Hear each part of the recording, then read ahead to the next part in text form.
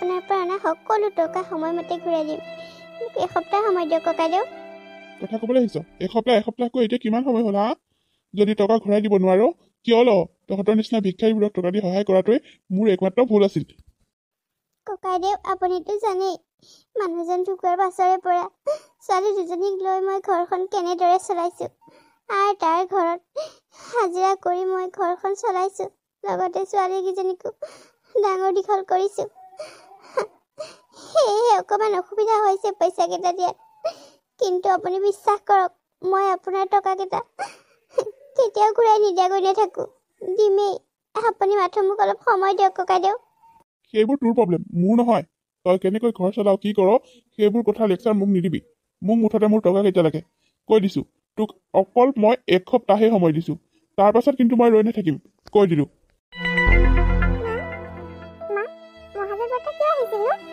দেউতাৰ বেমাৰ হৈ থাকোতে টকা কেইটামান ধাৰলৈ আনিছিলো, সেই টকা কেইটাকে মানুহজনক ধাৰ মাৰিব পৰা নাই। তাকে বিচাৰি মানুহজন মোৰ ঘৰলৈ অহা যোৱা কৰি আছে, কি যে কৰো ভাবি নোপোৱা হৈছো। সেইটো কাৰণে আহিছে। মই বোলো ৰাতিপুৱা আমাৰ ঘৰলৈ কিয় বা আহিছে আকৌ। মা, মহাজনৰ ঘৰৰ ল'ৰাটোৱে যে মোক ধাৰ খোৱা বুলি জোকাৰে, খেলিবলৈ ওলাই গলে মানে মোক কয় আমি হেনো ধাৰ খোৱা।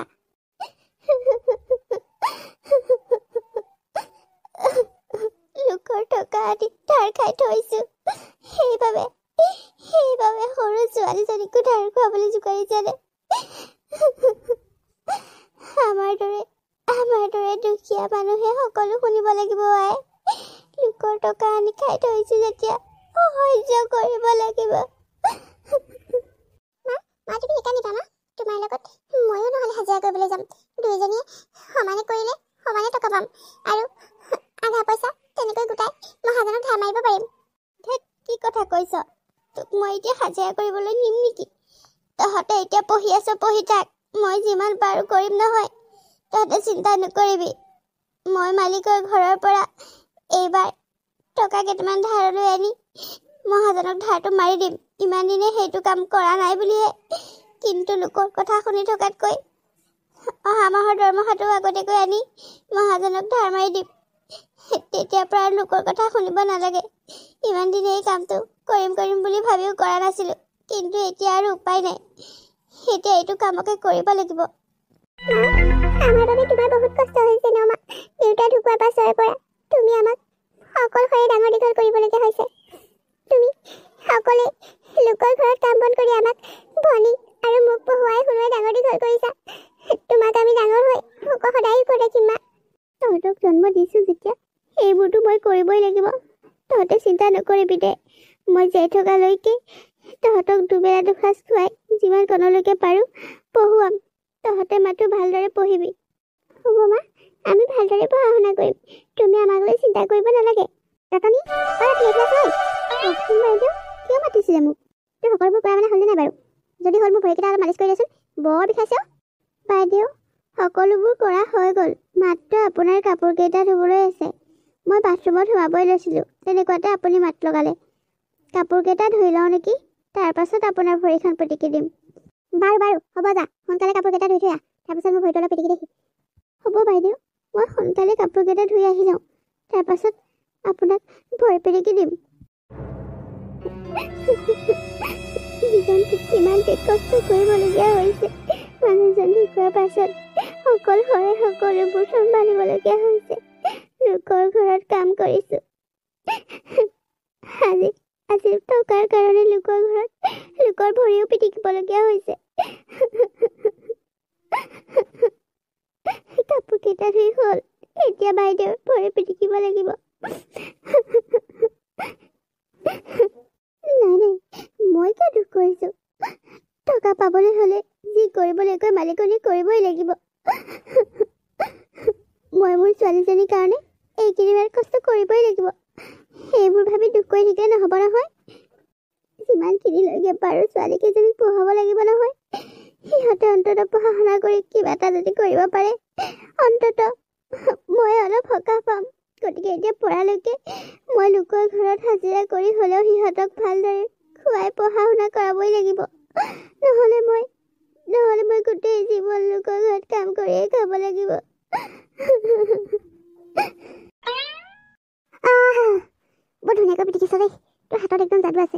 ইমান ভাল লাগি আছে টোপনি ধৰি গৈছে পাই বৰ ভাল লাগিছে পিটিকচোন পিটিক এনেকৈ পিটিকি থাক বাইদেউ মই আপোনাৰ লগত কথা এটা পাতিম বুলি ভাবিছিলোঁ মানে মোক অহা মাহৰ দৰমহাটো আগতীয়াকৈ দিব নেকি মানুহজনৰ বেমাৰৰ সময়ত মহাজনৰ পৰা টকা ধাৰ লৈ আনিছিলোঁ এতিয়া তাকে বিচাৰি ঘৰলৈ অহা যোৱা কৰি আছে সেয়েহে ভাবিছোঁ টকাকেইটা নি দি থৈ আহোঁগৈ নেকি নিব পাৰিবি কিন্তু এটা চৰ্তত কি চৰ্ত বাইদেউ কওকচোন নিব পাৰিবি কিন্তু তই আমাৰ ঘৰত দিনটো কাম কৰিব লাগিব তই এতিয়া কেৱল এবেলাৰ কাৰণেহে আহ তই যদি টকা কেইটামান সৰহকৈ গোটাব বিচাৰ তেতিয়াহ'লে দিনটো আমাৰ ঘৰত কাম কৰিব তেতিয়া তোৰে সহায় হ'ব বাইদেউ মই আপোনালোকৰ ঘৰত দিনটোৰ কাৰণে কাম কৰিবলৈ আহিম আপুনি মাথো মোক টকাকেইটা দিয়ক মই আপোনালোকৰ ঘৰত দিনটো কাম কৰিম ঠিক আছে তেতিয়াহ'লে কাইলৈৰ পৰা তই আমাৰ ঘৰত দিনটোৰ কাৰণে ওলাই আহিবি সন্ধিয়া হোৱাৰ আগে আগে ঘৰলৈ যাব পাৰিবি হ'ব বাইদেউ মই দিনটোৰ কাৰণে ওলাই আহিম মই দিনটো কাম কৰিম মাথো মই মানুহজনৰ টকাকেইটা ধাৰ মাৰি ছোৱালীকেইজনীক ভালদৰে পঢ়া শুনা কৰিব পাৰিলে মোক আৰু একো নালাগে ঐ তোৰ ছোৱালীকেইজনী এবাৰ কিহত পালেগেনো এজনী এবাৰ হায়াৰ ছেকেণ্ডেৰী ছেকেণ্ড ইয়েৰ আৰু এজনী 8ত পঢ়ি আছে ভালেই হৈছে দে ভালকৈ পঢ়োৱা শুনোৱা ভালদৰে পঢ়া শুনা কৰিব পাৰিলে সিহঁতেও কিবা এটা কৰিব পাৰিব পাছলৈ বাইদেউ তাকে সেইবাবে সিহঁত দুজনীক পঢ়ুৱাইছোঁ আজিকালি শিক্ষাটো লাগেই নহয় সকলো ফালেই সেইকাৰণে সিহঁত দুজনীক যিমান পাৰোঁ কষ্ট কৰি পঢ়ুৱাবলৈ চেষ্টা কৰিছোঁ এইজনী হ'ল ৰতনী গিৰিয়েক ঢুকোৱাৰ পাছতে গোটেই ঘৰখনৰ দায়িত্ব যেন তাইৰ ওপৰতে পৰিল বেছিৰে কৰিবনো কি লোকৰ ঘৰত কাম কৰিবলৈ ধৰিলে লোকৰ ঘৰত বাচন ধুই লোকৰ কাপোৰ ধুই লোকৰ ভৰি পিটিকি তাই ঘৰখন চলাইছে তাইৰ ছোৱালী দুজনী ৰূপা আৰু দীপা দুইজনীকে তাই পঢ়ুৱাইছেও নিজৰ সামৰ্থ্য অনুযায়ী দুইজনীক যিমানলৈকে পায় তাই পঢ়ুৱাম বুলি মনতে ঠিক কৰিছে আৰু সেয়েহে তাই যিমান পাৰে কষ্ট কৰি গৈছে আজি হ'লে মহাজনৰ ঘৰত পইচাকেইটা দিলা আজি মালিকনী বাইদেউ খুজি পইচাকেইটা আনি পেলাই দি থৈ আহিছোঁ ৰক্ষা আৰু নহ'লে কিমান যে কথা শুনাই ৰাস্তাই ঘাটে ঘৰে দুৱাৰে ক'তো যেন তেহেঁতৰ আগত ওলাবই নোৱাৰোঁ অকল টকাকেইটাৰ কথা কৈ থাকে মানুহৰ আগতো লাজ পাওঁ নহয় সেয়েহে দি দিলোঁ ভালেই কৰিলা মা লোকৰ কথা শুনি থকাকৈ দি দিয়াই ভাল আজি মোক সিহঁতৰ ল'ৰাটোৱে জোকোৱাও নাই নহয় সেয়েহে ভাবিছোঁ তুমি চাগে পইচাকেইটা দি থৈ আহিলা সৰুৱাই মই পইচাকেইটা দি ধাৰটো মাৰি থৈ আহিছোঁ কিন্তু টকাকেইটা অনাৰ বাবদ মই কাইলৈৰ পৰা বাইদেউহঁতৰ ঘৰত দিনটো কাম কৰিব লাগিব তহঁতে স্কুলৰ পৰা আহি নিজে ভাত পানী বাঢ়ি মেলি খাবিহি আৰু মই আগৰ নিচিনাকৈ ঘৰত থাকিব নোৱাৰিম কিনো কৰিবি ঘৰতে সোমাই থাকিলে জানো ভালদৰে চলিব পাৰিম আজিকালি যুগটোহে যি হৈছে টকা নহ'লে একোৱেই নাই গতিকে মই দিনটো কৰিম বাইদেউহঁতৰ ঘৰত কাম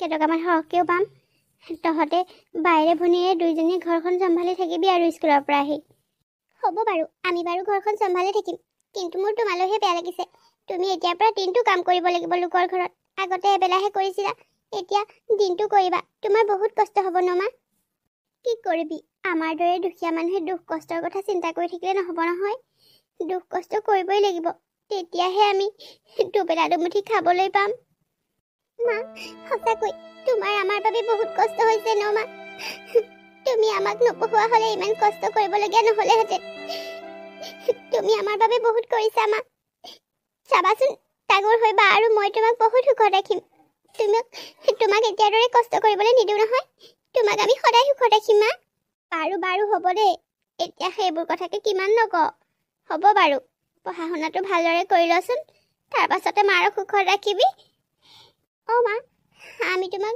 সদায় সুখত ৰাখিম তোমাক দুখত থাকিবলৈ নিদিওঁ নহয় তুমি আমাৰ বাবে সৰুৰ পৰা ইমানখিনি কষ্ট কৰিছা তোমাৰ দৰে কষ্ট কিজানি এইখন গাঁৱত কোনেও কৰা নাই আমাৰ বহুত বেয়া লাগে তুমি লোকৰ ঘৰত কাম কৰা আমাৰ বাবে আৰু এতিয়াতো দিনটো কৰিব লাগিব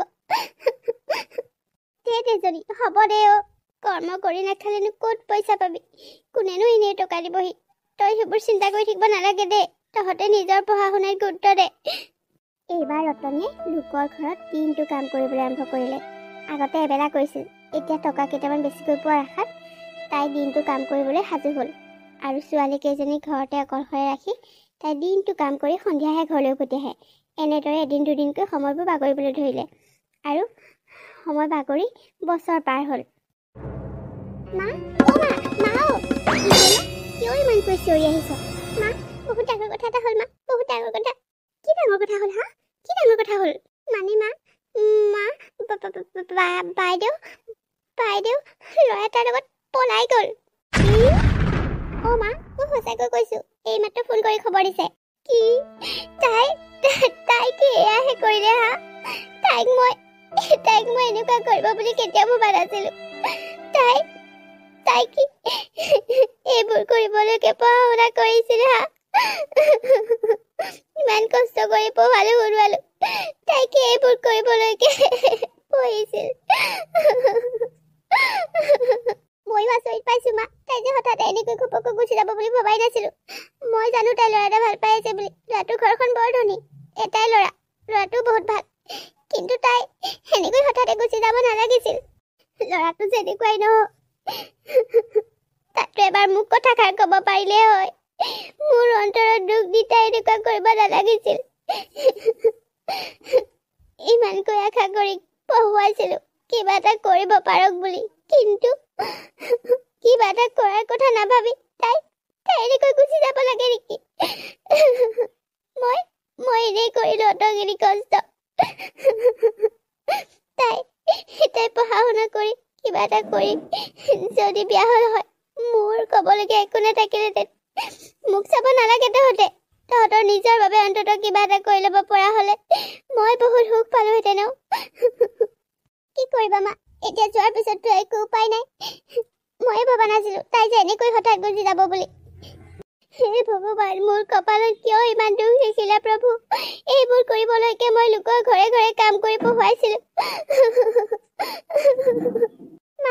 মা তুমি দুখ নকৰিবা মা, মই আছো নহয় মা। বায়ে যিখিনি নকৰিলে সেইখিনি মই কৰিম মা। তোমাৰ আশা মই পূৰণ কৰিম মা। মই কিবা এটা হৈ দেখুৱাম। তুমি দুখ নকৰিবা মা। তুমি এনেকৈ কান্দিলে মোৰ সহ্য নহয় মা। তাই এনেকুৱা কৰিব নালাগিছিলে সৰু। তাই মোৰ মনত বহুত দুখ দিছে। মা প্লিজ মা, নাকান্দিবা। তুমি এনেকৈ কান্দিলে মোৰ বৰ দুখ লাগে মা। তুমি নাকান্দিবা, মই আছো নহয়। মই এনেকুৱা কেতিয়াও নকৰো মা। মই তোমাক এনেকুৱা দুখ কেতিয়াও নিদিওঁ। ৰতনীয়ে বহু কষ্ট কৰি ছোৱালী দুজনীক ডাঙৰ দীঘল কৰিছিল, পঢ়ুৱাইছিল, শুনাইছিল। কিন্তু ৰতনীৰ মনত দুখ দি ডাঙৰ জীয়েক দীপা ভাল পোৱা ল'ৰাটোৰ লগত পলাই বিয়া হৈ গুচি গ'ল। যাক লৈ ৰতনীয়ে মনত বৰ দুখ পালে। এতিয়া তাই সৰুজনী জীয়েকক বুকুত বান্ধি দিন পাৰ কৰিবলৈ ধৰিলে, আৰু এনেদৰে এদিন দুদিনকৈ দিনবোৰ পাৰ কৰিবলৈ ধৰিলে। তোমাৰ লগত মোৰ কথা এটা আছিলে। কিনো? ক আকৌ। তাতো মানে অলপ ডাঙৰেই, তুমি আকৌ মোক ভুল নুবুজিবা। তই আগতে কথাটো কৈ লৈচোন। কিনো কথা? মানে মা, মই যে ল'ৰা ভাল পাওঁ। সি চাকৰি কৰে, বাহিৰত থাকে, আৰু সি মোক বহুত ভাল পায়। বিয়া পাতিম বুলি কথা দিছে। মই মোবাইলতে চিনাকি হৈছিলো। সি এতিয়া মোক বিয়া পাতিব খোজে মা। বিয়াৰ পাছত বোলে মোক যি পঢ়িব খোজো সেয়াকে পঢ়ুৱাব। অ', তাৰ মানে তয়ো তোৰ সিদ্ধান্তটো নিজেই ল'বলৈ আৰম্ভ কৰিলি। বাৰু হ'ব দে, তহঁত ডাঙৰ হৈছ, নিজৰ সিদ্ধান্ত নিজেই ল'ব পৰা হৈছ। যি ভাল দেখ কৰ, মোৰ ক'বলগীয়া একো নাই। সেইজনীতো গ'ল যি গ'লেই। ফোন এটা কৰাৰ বাহিৰে আজিলৈকে ঘৰখনত তাই ভৰি দিবলৈ সময় হোৱা নাই। ধনী ঘৰলৈ বিয়া হৈ এই মাককতো তাই পাহৰিলে। এতিয়া তয়ো বাহিৰত থকা ল'ৰাৰ লগত বিয়া হৈ গৈ এই মাৰক একেবাৰে পাহৰি যাবি। হে, কিয়নো তেনেকৈ কৈছা? মই বাৰদৰে তোমাক পাহৰি নাযাওঁ নহয়। মই তোমাক সকলো খা খৰচ দি থাকিম, আৰু তোমাৰ খা খবৰো লৈ থাকিম। তুমি চিন্তাই নকৰিবা। নাজানো আৰু তহঁতে নিজে কি ভাবিছ, যি ভাবিছ কৰ আৰু। মোৰ ক'বলগীয়া একো নাই। যি ভাল দেখ কৰ হত। তহঁত এতিয়া ডাঙৰ হৈছ, নিজৰ সিদ্ধান্ত নিজে ল ভাবি চিন্তি। যদি ল'ৰাটো ভাল, মোৰ কোনো আপত্তি নাই। মইনো কি আপত্তি কৰিম? তহঁতে ভাল দেখিছ যেতিয়া মইনো কৈ কি লাভ? অ' মা, কিয়নো তেনেকৈ কৈছা বাৰু? তুমি তেনেকৈ ক'লে জানো ভাল লাগে? মই কৈছো নহয়, মই তোমাৰ সকলো খা খৰচ দি থাকিম, আৰু তোমাৰ ওচৰলৈও আহি থাকিম। বাৰ নিচিনাকৈ মই নহাকৈ নাথাকো নহয়। হ'ব দে, যি ভাল দেখ কৰ। এতিয়াৰ পৰা আৰু মই অকলশৰীয়া হৈ গ'লো এইখন ঘৰত। অৱশেষত ৰতনীক ঘৰখনত অকলশৰীয়া কৰি সৰু জীয়েক ৰূপায়ো তাই নিজৰ পচন্দৰ মতে বিয়া হৈ গুচি গ'ল। এতিয়া ঘৰখনত কেৱল ৰৈ গ'ল মাক ৰতনী। ৰতনী, তোক দেখোন আজিকালি দেখিবলৈ নাইকিয়া হ'ল। ক'ৰ পৰা আহিলি অ? মালিকৰ ঘৰৰ পৰা আহিলোঁ ককাইদেউ। ক'তনো দেখিবলৈ পাব, আমাৰ দৰে মানুহ এনেই ঘূৰি ফুৰিব নোৱাৰো নহয়।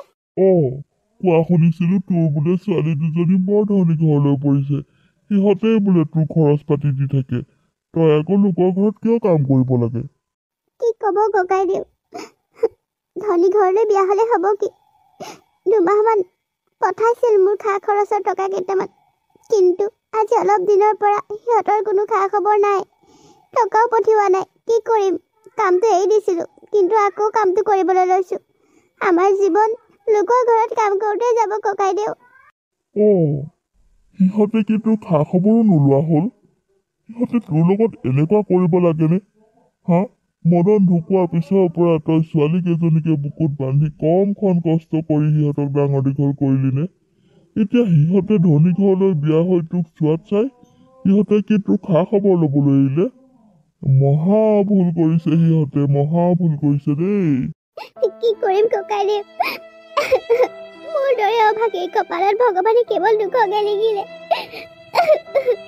ছোৱালী কেইজনীক বুকুত বান্ধিয়ে মই জীয়াই থকাৰ সাহস পাইছিলোঁ। সিহঁতক লৈ সপোন দেখিছিলোঁ, সিহঁতৰ বাবে কষ্ট কৰিছিলোঁ, কিন্তু আজি সিহঁতে নতুন জীৱন পাই এই দুখীয়া মাকক পাহৰি গ'ল। ভগৱানে কিয় যে মাৰি নিদিলে মোক, কিয় যে মই জীয়াই আছো। সেইবোৰ কথা ক'ব নাপায় নহয়, ধৈৰ্য ধৰ, ভগৱানে এদিন তোক চকু মেলি চাব আই। ককাইদেউ, সেইবোৰ কথা চিন্তা মনলৈ একেৰাহে আহি থাকে মোৰ। সিহঁতে বাৰু মোক এনেকৈ এৰিব লাগেনে কওকচোন। আজি 2 দিন হ'ল, গাটো বৰ বেয়া, তথাপিও উপায় নাই, এনেকৈয়ে কামলৈ গৈছো। ঠাণ্ডাৰ দিন আহিছে, গাত পিন্ধিবলৈ এটা ভাল চুৱেটাৰ নাই, যি এটা আছিল সেইটো ফাটি চিটি শেষ। সিহঁতৰ বাবে কৰোঁতে নিজৰ বাবে একোৱেই নললো, আৰু আজি মোৰ অৱস্থা এয়া। ৰাতি হ'লে গাত ল'বলৈ এখন ভাল কাপোৰ নাই, যি নেকি এখন কাপোৰ আছে সেই কাপোৰে ঠাণ্ডাত জাৰেই নুগুচে। দিনটো হ'লে লোকৰ ঘৰত কাম কৰি, ৰাতিটো হ'লে ঠাণ্ডাত কঁপি শুব লাগে। এয়াই মোৰ জীৱন, এয়াই মোৰ দৰে অভাগী কপাল ককাইদেউ। বৰ দুখ লাগিছে তোৰ কথাবোৰ শুনি। কি কৰিম, তোৰ ছোৱালী কেইজনীয়ে তোৰ লগত বহুত অন্যায় কৰিছে। সিহঁতে তোৰ লগত এনেকুৱা কৰিব নালাগিছিল। তই নিজৰ খিয়াল ৰাখিবি। গাটো ভাল নহয় যদি কিয় কামলৈ গৈছ? যেনেকৈ হ'লেও চুৱেটাৰ এটা কিনি ল, ঠাণ্ডা বেছিকৈ পৰিছে এইকেইদিন, গতিকে ঠাণ্ডাত নাথাকিবি, বেছি বেমাৰ হ'ব। ইফালে ঘৰত অকলশৰীয়া তই, কোনে প্ৰতিপাল কৰিব তোৰ অকলশৰীয়া থাকিলে? গতিকে সাৱধানে থাকিবি। গাত কাপোৰ এখন হ'লেও লৈ আহিব পৰা নাইনে তই? যিকেইটা গৰম কাপোৰ আছে সেইকেইটা পিন্ধি আহিলে মানুহে মোক হাঁহিব ককাইদেউ। সেয়েহে এনেকৈ ঠাণ্ডাতে আহিছো, আৰু লৰালৰিকৈ ঘৰলৈ আহিছো। কাপোৰৰ তলত সোমাওগৈ বুলি গাটো বৰ বেয়া লাগি আহিছে ককাইদেউ। হয় নেকি? যা তেতিয়াহ'লে, ময়ো তোক অথনিৰ পৰা ৰাখিহে আছো আকৌ। যা তই সোনকালে ঘৰলৈ যা। হ'ব দিয়ক ককাইদেউ, আহিছো। মাজে মাজে কেতিয়াবা আহিবচোন, আপোনাৰ কথাবোৰে মোক বৰ সাহস দিয়ে। আপোনালোক হাঁহি থাকিবচোন। হ'ব দে, মই মাজে মাজে গৈ থাকিম বাৰু। কি কৰিবি, ময়ো আকৌ সেই য'ত ত'ত ঘূৰি ফুৰা মানুহ নহয় জানো, কামে সকামে যাব লাগে, সেইকাৰণে বৰ এটা সময়ে নাপাওঁ। বাৰু, তোৰ খেয়া খবৰ এটা ৰাখিবলৈ যাম দে। ইফালে তোৰ গাটোও বেয়া, যা তই সোনকালে ঘৰলৈ যা। হ'ব দিয়ক, আহিছো। বেচেৰীজনী, ইমান কষ্ট কৰি অৱশেষত এয়াহে হ'ব লাগেনে তাইৰ লগত? গাটো বহুত বেয়া লাগিছে, গৰম পানী অকণ কোনোবাই কৰি দিয়াহেঁতেন। ইমান ঠাণ্ডা পৰিছে এইকেইদিন, ঠাণ্ডাত মোৰ একেবাৰে অৱস্থা বেয়া হৈ গৈছে। ইফালে গাটো বেয়া, টেবলেট এটা আনিবলৈ যাবলৈও হাতত এটকা এটা নাইকিয়া হৈছে। কালি ককাইদেৱে দি থৈ যোৱা টেবলেটটো খাই অলপ ভাল পাইছিলোঁ, কিন্তু এতিয়াচোন আকৌ জ্বৰ উঠিছে। তাতো একেবাৰে কাম নোহোৱা হৈ পৰিছে মোৰ। কোনোবাই যদি এইকণ সময়ত পানী এগিলাচ দিলেহিহেঁতেন, বৰ পিয়াহ লাগিছে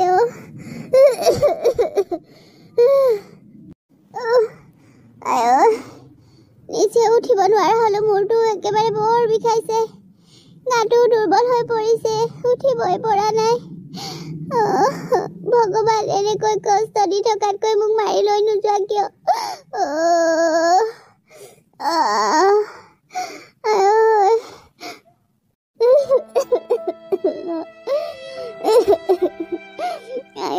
এইবোৰ কষ্ট দি থকাতকৈ মোক মাৰি লৈ যোৱা ভগৱান মাৰি লৈ যোৱা দুজনীকৈ ছোৱালী তুলি মই সিহঁতে মোৰ কথা পাহৰি গ'ল ধনী ঘৰলৈ বিয়া হ'বলৈ পাই ধন টকা পইচা চুই দামী গাড়ীত উঠি সিহঁতে মোক পাহৰি পেলালে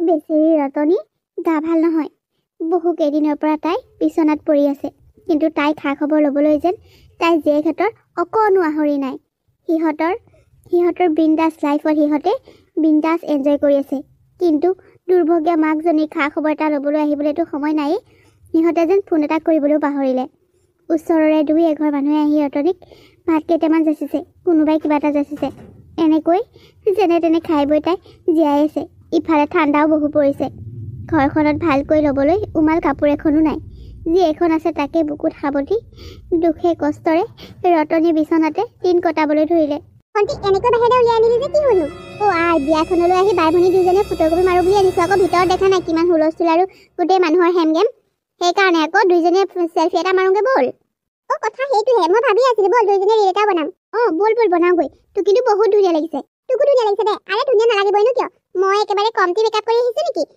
প্ৰতিখন বিয়াতে মই মেকআপ কৰিয়ে যাওঁ ভিনিয়েৰে বোলে কয় বোলে নিজে মেকআপ কৰিলে হয় দেখোন মই বোলো নাই নহ'ব দেই নিজে মেকআপ কৰাটো ভাল নালাগে দেখিবলৈ মেকআপ আৰ্টিষ্টে মেকআপ কৰিলেহে ভাল লাগে মোৰো নহয় আমাৰ এওঁ মোক তাকেই কয় বোলে নিজে ইমান দামী দামী মেকআপৰ প্ৰডাক্টবোৰ আনি লৈছা নিজে কৰিলে হয় দেখোন মই বোলো নাই ভাই এনেই ক'ৰবালৈ ফুৰিবলৈ যোৱাটো বেলেগ কথা বিয়ালৈ আৰু মেকআপ আৰ্টিষ্টে কৰি দিলেহে ভাল লাগে পাই বা দেখোন আমাৰ গাঁৱৰ দেখোন বচন বৰ্তা এইফালকে আহি আছে বিয়ালৈ আহিছে নেকি চাচোন হয় দেখোন ইয়াতো ওলালেহি দেখোন এই য'ত সকাম বিয়া খাই ঘূৰি ফুৰেই দেখোন বৰ্তা ৰূপা আৰু দীপা দেখোন হয় বৰদেউতা কিন্তু আপুনি ইয়াত যে মোৰ এই চিনাকি বিয়ালৈ মাতিলে নহাকৈনো কেনেকৈ থাক সেয়েহে এপাক দেখা দি যাওঁ বুলি আহিলো ভালে কৰিলে দিয়ক আমাৰ আকৌ সেই লগৰ হয় পিছে সেই আপোনাৰ খা খবৰ কওকচোন ভালনে ভালে আছেনে বাৰু মোৰ বাৰু ভালেই পিছে তহঁতৰ মাৰৰহে ভাল নহয় মা ভাল নহয় মানে কি কৈছে আপুনি এইবোৰ কি হৈছে মাৰ তহঁতে এনেকুৱা কৰি দেখুৱাইছ যেন তহঁতে মাৰৰ পৰা ৭ সাগৰ ১৩ নদীৰ পাৰতহে আছগৈ তহঁতৰ মাৰৰ খবৰ এটা ল'বলৈ সময় নাই হা যিজনী মাৰে তহঁতৰ কাৰণে ইমান কষ্ট কৰিলে সেইজনী মানুহ আজি বিচনাত কেকাই কেকাই পৰি আছে আৰু তহঁতে ধনী ঘৰলৈ বিয়া হৈ এইবোৰ লাভ বিলাসত ব্যস্ত হৈ মাৰক পাহৰি গলি হা তহঁতে গৈ খবৰ এটা লোৱাটো দূৰৰে কথা মানুহজনীক এনেকৈ বেমাৰী দেহাৰে মৰিবলৈ এৰি দিছ সঁচাকৈ দেই তহঁতৰ নিচিনা সন্তান থকাতকৈ নথকাই ভাল মোক শুনিবলৈ আহিছ তহঁতে হা মাৰৰ কি হৈছে তহঁতে ইমানেই সলনি হৈ গলি হা যে মাৰলৈ এটা ফোন কৰিবলৈ সময় নাই মাৰৰ দেহাটো কেনেকুৱা হৈ আছে বুলি তহঁতৰ কাৰণে লোকৰ ঘৰত হাজিৰা কৰি কাম কৰি তহঁতক কিমান সুখত খুৱাইছিল পঢ়ুৱাইছিল আৰু তহঁতে কি কৰিলি হা আজি ধনী ঘৰলৈ বিয়া হৈ মাৰকে পাহৰি গলি দুটকা দি মাৰক সহায় কৰাত চাই মাৰক মৰিবলৈ তহঁতে ঠেলি দিছ মাৰে বিচনাত পৰি কেকাই আছে আজি এসপ্তাহৰ ওপৰত হ'ল জ্বৰ বমি মূৰৰ বিষ ওচৰ চুবুৰীয়াই দুই এটা সহায় কৰিছে ময়ো দুই এটা টেবলেট নি দিছোঁ কিন্তু লোকেনো ক'ত ডক্তৰৰ ওচৰত দেখুৱাবলৈ মেলিবলৈ দিব তহঁত নিজে নিজৰ ছোৱালীকেইজনী হৈও মাৰৰ সিমানখিনি গুৰুত্ব ৰাখিব নোৱাৰিলি লোকেনো ক'ত ৰাখিব আচলতে বৰ্তা মানে অলপ দিনৰ পৰা ব্যস্ততাবোৰ অলপ বাঢ়িছে সেইকাৰণেহে মাৰ খবৰ এটা ল'ব পৰা নাই তাতে আকৌ আমাৰেও ইয়াত নাথাকেও যে চাকৰি সূত্ৰে বাহিৰতহে থাকে মই মানে এই নিজৰ কামত ব্যস্ত থাকোঁতে সময়ে পোৱা নাছিলোঁ। মোৰো সেই একেহে শহুৰ শাহুৰেৰে ভৰা ঘৰখনত একেবাৰে এইবোৰ ব্যস্ত হৈ থাকোঁতে মানে সময়ে পোৱা নাই। ঠিকেই কৈছ দে, তহঁতৰ লাভ বিলাস জীৱনত মাৰৰ কোনো গুৰুত্ব নাই। তহঁতে বিন্দাছ এনজয় কৰিছ। তহঁতে ধনী ঘৰলৈ বিয়া হৈ নিজৰ সংসাৰত ব্যস্ত হৈ পৰিলি, কিন্তু মাৰ এজনীয়ে যে সৰুৰ পৰা বাপেৰৰ অভাৱ অনুভৱ কৰিবলৈ নিদিয়াকৈ লোকৰ ঘৰত বাচন ধুই কাপোৰ ধুই লোকৰ ভৰি মালিচ কৰি তহঁতক যে খুৱাইছিলহি, পিন্ধাইছিলহি, পঢ়ুৱাইছিল, সেইবোৰ কথা পাহৰি গলি। ধেৎ, সঁচাই আজি তহঁতৰ নিচিনা ছোৱালীবোৰক লৈ মোৰ খং উঠিছে। সেই অভাগীজনী আজি বিচনাত পৰি কেকাই আছে, কিন্তু তাইক এগিলাচ পানী দিবলৈ তাইৰ ওচৰত তাইৰ এটা সন্তান নাই। কম দুৰ্ভগীয়া নে তাই? তহঁতে জীৱনত কেতিয়াও সুখ পাব নোৱাৰ। তহঁতে এতিয়া যি লাভ বিলাস লৈ পেলাই তহঁতে মাৰক পাহৰিছ, চাবি তহঁতে এদিন মাৰতকৈ দুগুণ কষ্ট পাবি। এনেকৈ মাক দেউতাকৰ অন্তৰত আঘাত দি কেতিয়াও সুখী হ'ব নোৱাৰ তহঁত। ভণ্টি, এইবোৰ কি শুনিলো? মাৰ ইমান গা বেয়া, অথচ আমি আমাৰ নিজৰ লাইফত ইমানেই ব্যস্ত হৈ গলো যে মাৰ খবৰ এটা ল'বলৈ সময় নাপালো। সঁচাকৈ আমি বহুত ডাঙৰ ভুল কৰিলো ভণ্টি, বহুত ডাঙৰ ভুল। বহুত ডাঙৰ ভুল হৈ গ'ল। আমি বহুত ডাঙৰ ভুল কৰিলো। টকা পইচা চুবলৈ পাই, বিলাসিতা জীৱন কটাবলৈ পাই আমি মাক পাহৰি গৈছিলো। যিজনী মায়ে আমাৰ বাবে ইমানখিনি কৰিলে, সেইজনী মাকে আমি পাহৰি গৈছিলো। ব'ল আমি সোনকালে গৈ মাক হস্পিটেললৈ লৈ যাওঁ। নহ'লে আমি মাক চিৰ দিনৰ বাবে হেৰুৱাই পেলাব লাগিব। ব'ল এতিয়াই যাওঁ, বাৰ্থডে বিয়া আছে। ব'ল ভণ্টি, ব'ল, আৰু দেৰি কৰিব নোৱাৰি, নহ'লে আমি মাক চিৰ দিনৰ বাবে হেৰুৱাই পেলাম। ব'ল ভণ্টি, ব'ল, নহ'লে আমাৰ বহুত ডাঙৰ পাপ হ'ব। অৱশেষত ৰতনী দুই জীয়েকে নিজৰ ভুলবোৰ বুজি পাই সিহঁতে মাকক ডাক্তৰৰ ওচৰলৈ লৈ গ'ল। কিয় আহিলি তহঁতে? কিয় আহিলি মোৰ ওচৰলৈ? কিয় মোক মৰিবলৈ নিদিলি? তহঁতে কিয় কষ্ট কৰি মোক ডাক্তৰৰ ওচৰলৈ আনিলি? মোক মৰি যাবলৈ কিয় নিদিলি? মা, কিয়নো তেনেকৈ কৈছা? আমি মানিছো আমাৰ বহুত ডাঙৰ ভুল হৈ গ'ল। আমি তোমাক পাহৰি গৈছিলো। ব্যস্ততাৰ ভৰা জীৱনত লাভ বিলাস কৰি আমি তোমাক খবৰ ল'বলৈ পাহৰিছিলো। আমাৰ বহুত ডাঙৰ ভুল হৈ গ'ল মা। আমি আৰু ভুল নকৰো মা। আমাক ক্ষমা কৰি দিয়া মা। মা, আমি তোমাক অৱহেলা কৰিছিলো। লাভ বিলাস কৰিবলৈ পাই তোমাৰ কষ্টবোৰ পাহৰি গৈছিলো। আমাক ক্ষমা কৰি দিয়া মা। তহঁতে এটা দিন ফোন এটা কৰিবলৈ সময় নাপালিনে? ইমান ব্যস্ত হলিনে? নিজৰ মাকক এটা খবৰ ল'বলৈ আহিবলৈ তহঁতৰ সময় নাথাকে হাতত। কিয় মোক কৰিবলৈ নিদিলি? মা, আমাক কিমান গাড়ী পাৰিবলৈ মন গৈছে পাৰা, আপত্তি নাই, কিন্তু আমাক বেয়া পাই নাথাকিবা মা। আমাক ক্ষমা কৰি দিয়া। আমি আমাৰ ভুলবোৰ বুজি পাই তোমাৰ ওচৰলৈ আহিছো মা। তোমাক আৰু আমি সেইখন ঘৰত এতিয়া অকলশৰে থাকিবলৈ নিদিওঁ মা। আমি দুজনীয়ে তোমাক নিবলৈ আহিছো। আমি তোমাক চিৰজীৱন আমাৰ লগত ৰাখিম মা। মা, তুমি আৰু অকলশৰে থাকিব নালাগে। আমি তোমাক বহুত অৱহেলা কৰিলো, এতিয়া আৰু তোমাক অকলশৰে থাকিবলৈ নিদিওঁ মা। মা, তোমাক আমি লৈ যাম, আমি ৰাখিম। তোমাক আৰু কষ্ট কৰিবলৈ নিদিওঁ। ঘৰত অকলশৰে থাকি তুমি লোকৰ ঘৰত কাম কৰি খাব নালাগে। এতিয়াৰ পৰা তোমালোক আমাৰ দুইজনী ঘৰতে থাকিবা। তোমাৰ দায়িত্ব এতিয়াৰ পৰা আমাৰ। নিজে নাখাই হ'লেও তোমাক খুৱাম মা। তুমি আমাক যেনেকৈ ডাঙৰ দীঘল কৰিছিলা, এতিয়াৰ পৰা আমি তোমাক তেনেকৈ ৰাখিম সুখত। কি? তহঁতে মোক নিবলৈ আহিছ? সঁচাই কৈছ নে? সঁচাই তহঁতে মোক তহঁতৰ লগত লৈ যাবিনে? মা, কিয় মিছা কথা ক'ম? এওঁলোকেও কৈছে তোমাক আমাৰ লগত ৰাখিবলৈ। তোমাক আমাৰ লগত ৰাখাত তেওঁলোকৰ কোনো আপত্তি নাই মা। সেয়েহে আমি দুইজনীয়ে তোমাক একেবাৰে লৈ যাবলৈ আহিছো। তোমাক আৰু কষ্টত ঘৰত অকলশৰে থাকিবলৈ নিদিওঁ মা। তোমাক আমি লৈ যাম। মা, এওঁলোকৰ কোনো আপত্তি নাই। তোমাক আমাৰ লগত ৰাখিবলৈ তেওঁলোকেই কৈছে। আমি এতিয়াৰ পৰা তোমাক সম্পূৰ্ণ শুশ্ৰূষা কৰিম মা। তুমি সুস্থ হৈ উঠিবা। তুমি আগৰ দৰে হৈ উঠিবা মা। কি? তহঁতৰ এই কথা শুনি মোৰ যে মনটো কিমান ভাল লাগিছে, মই তহঁতক ভাষাৰে বুজাব নোৱাৰো। ইমান দিনে মই কিমান যে কষ্টত আছিলো, কিন্তু তহঁতে তহঁতৰ ভুলবোৰ বুজি মোক যে এনেকৈ নিবলৈ আহিলি, মই সঁচাকৈ বহুত বেছি সুখী হৈছো, বহুত বেছি। এতিয়াৰ পৰা অন্ততঃ মই তহঁতৰ লগত থাকিব পাৰিম। অকলশৰে মই জীৱন পাৰ কৰিব নালাগে। তহঁতে মোক নিবলৈ আহি মোৰ মনত বহুত সুখ দিছ আইহঁত। মই আজি বহুত সুখী, বহুত বেছি। মা, তোমাৰ মুখৰ এই হাঁহিটো দেখি আমি সুখী হৈছো। তোমাক আমি সদায় এনেদৰে হহুৱাই ৰাখিম মা। অ' মা, এতিয়াৰ পৰা তোমাৰ এই মুখৰ হাঁহিটো আমি আৰু কেতিয়াও হেৰাই যাবলৈ নিদিওঁ মা, কেতিয়াও নিদিওঁ। অৱশেষত ৰতনীৰ জীৱনলৈ যেন সুখ আহিল। দুইজনী জীয়েকে তাইক ডক্তৰৰ ওচৰত দেখুৱাই সুস্থ কৰি সিহঁতৰ লগত লৈ গ'ল চিৰদিনৰ বাবে। আৰু ৰতনীয়ে দুজনী জীয়েকৰ সৈতে সুখেৰে জীৱনটো কটাবলৈ ধৰিলে। বন্ধু বান্ধৱীসকল, আজি কাহিনীটো ইমানতে শেষ হ'ল। আপোনালোকে বাৰু আজি কাহিনীটো চাই কেনেকুৱা পালে? যদিহে ভাল পালে তেতিয়াহ'লে লাইক কৰিব, কমেণ্ট কৰিব আৰু আপোনাৰ বন্ধু বান্ধৱীৰ লগত শ্বেয়াৰ কৰিব। আৰু আপোনালোক যিসকলে মোৰ চেনেলত নতুনকৈ আহিছে তেওঁলোকে প্লিজ চেনেলটো ছাবস্ক্ৰাইব কৰি দিব আৰু কাষতে থকা বেল আইকনটো প্ৰেছ কৰিবলৈ একেবাৰে নাপাহৰিব। পুনৰ আপোনালোকৰ বাবে এটা ধুনীয়া কাহিনী লৈ আকৌ আহিম। ধন্যবাদ।